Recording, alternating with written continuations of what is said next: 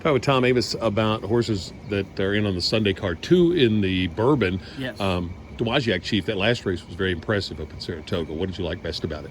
Yeah, so with Dowagiac Chief, he had a very good out at Saratoga, as you said, and it was his only grass out to that point. When we moved him down to Kentucky Downs and he broke his maiden on the grass, we felt like his ability on the grass was much stronger than it was in the dirt.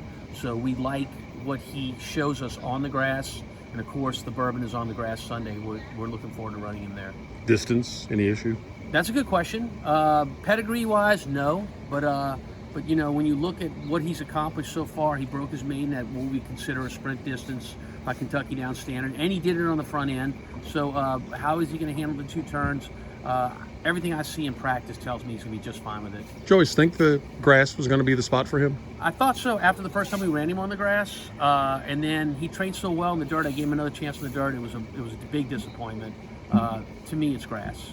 And then Martinis and Moonshine also going in there. How is he coming up to that spot? Very similar to Dowagiac Chief in the fact that he trained very well in the dirt. We gave him a couple of chances in the dirt.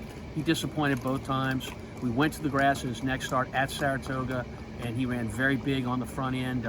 Paid a big price. He did that on Travers Day, and he's trained really well coming back to the grass here. And like Dowagiac Chief, I think he is a grass horse.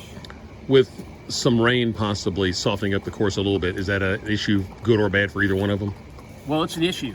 And the question of whether it helps or hurts, I simply don't know. So, you know, if the turf is soft, I think it becomes a factor in the race. Who handles it, who doesn't, specifically my 2 horses, I don't have a really good line on.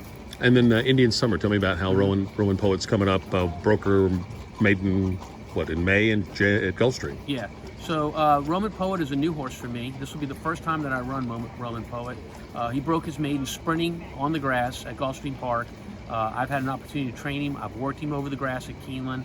And in a race where I think there is a lot of different ways to go in terms of looking at what you like in the way of horses, Roman Poet, to me, is a horse, when you look specifically at his grass races, you got to make him a contender.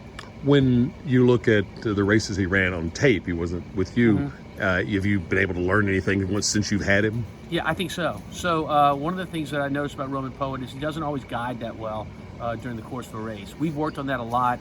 I have no doubt that he'll guide well for us.